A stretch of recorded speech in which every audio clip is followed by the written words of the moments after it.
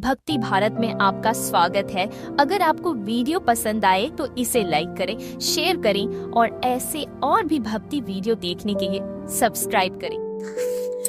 तीसरा अध्याय दुर्गा सप्तशती। महर्षि मेघा ने कहा, महिषासुर की सेना नष्ट होती देखकर उस सेना का सेनापति चिक्षुर क्रोध में भर देवी के साथ युद्ध करने के लिए आगे बढ़ा। वह देवी पर इस प्रकार बाणों की वर्षा करने लगा मानो सुमेरु पर्वत पानी की धार बरसा रहा हो। इस प्रकार देवी ने अपने बाणों से उसके बाणों को काट डाला तथा उसके घोड़ों व सारथी को मार दिया। साथ ही उसके धनुष और उसकी अत्यंत ऊंची ध्वजा को भी काटकर नीचे गिरा दिया। उसका धनुष कट जाने के पश्चात उसके शरीर के अंगों को भी अपने बाणों से बीन दिया।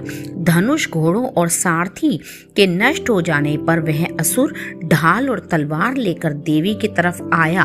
उसने अपनी तीक्ष्ण धार वाली तलवार से देवी के मस्तक पर प्रहार किया और बड़े वेग से देवी की बाईं भुजा पर वार किया, किंतु देवी की बाईं भुजा को छूते ही उस दैत्य की तलवार टूटकर टुकड़े टुकड़े हो गई।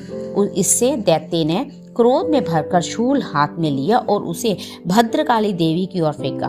देवी की ओर आता हुआ वह शूल आकाश से गिरते हुए सूर्य के समान प्रज्वलित हो उठा। उस शूल को अपनी ओर आते देखकर देवी ने भी शूल छोड़ा और महाअसुर के शूल के 100 टुकड़े कर दिए और साथ ही महाअसुर के प्राण भी हर लिए। चिक्षुर के मरने पर देवताओं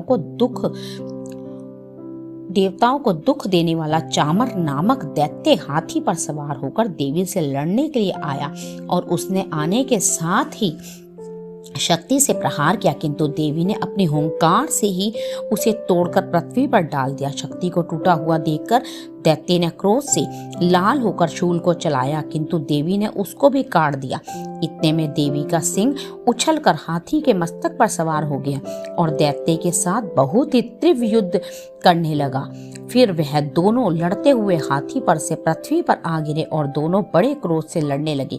फिर सिंह बड़े जोर से आकाश की ओर उछला और पृथ्वी की ओर आया तो अपने पंजे से चामर का सिर धड़ से अलग कर दिया। क्रोध से भरी हुई देवी ने शिला और वृक्ष आदि की चोटों से उद्रक को भी मार दिया। कराल को दांतों, मुक्कों और थप्पड़ों से चूर्ण कर डाला।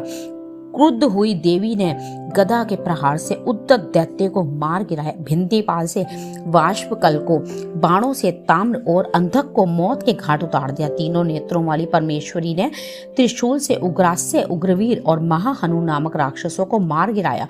उसने अपनी तलवार से विडाल नामक दैत्य का सिर काट डाला तथा अपने बाणों से दुर्धर और दुर्मुख राक्षस को यमलोक को पहुंचा दिया। इस प्रकार जब महिषासुर ने देखा कि देवी ने मेरी सेना को नष्ट कर दिया है तो वह भैंसे का रूप धारण कर देवी के गणों को दुख देने लगा। उन गणों में कितनों को उसने मुख के प्रहार से, कितनों को खुरों से, कितनों को पूंछ से, कितनों को सींगों से, बहुतों को दौड़ने के वेग से, अनेकों को सिंहनाद से, कितनों को चक्कर देकर और कितनों को श्वास वायु के झोंकों से पृथ्वी पर गिरा दिया। वह दैत्य इस प्रकार गणों की सेना को गिरा देवी के सिंह को मारने के लिए दौड़ा। इस पर देवी को बड़ा गुस्सा आया। उधर दैत्य भी क्रोध में भरकर धरती को खुरों से खोदने लगा तथा सींगों से पर्वतों को उखाड़ कर धरती पर फेंकने लगा और मुख से शब्द करने लगा। महिषासुर के वेग से चक्कर देने के कारण पृथ्वी क्षुब्ध होकर फटने लगी। उसकी पूंछ से टकराकर समुद्र चारों ओर फैलने लगा। हिलते हुए सींगों के आघात से मेघ खंड खंड हो गए और श्वास से आकाश में उड़ते हुए पर्वत फटने लगे। इस तरह क्रोध में भरे हुए राक्षस को देख चंडिका को भी क्रोध आ गया और वह उसके मारने के लिए क्रोध में भर गई। देवी ने पाश फेंककर दैत्य को बांध लिया और उसने बंध जाने पर दैत्य का रूप त्याग दिया और सिंह का रूप बना लिया।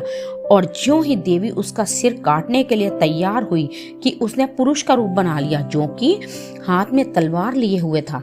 देवी ने तुरंत ही अपने बाणों के साथ उस पुरुष को भी उसकी तलवार ढाल सहित बीन डाला। इसके पश्चात वह हाथी के रूप में दिखाई देने लगा और अपनी लंबी सूंड से देवी के सींग को खींचने लगा और गर्जने लगा। देवी ने अपनी तलवार से उसकी सूंड काट डाली।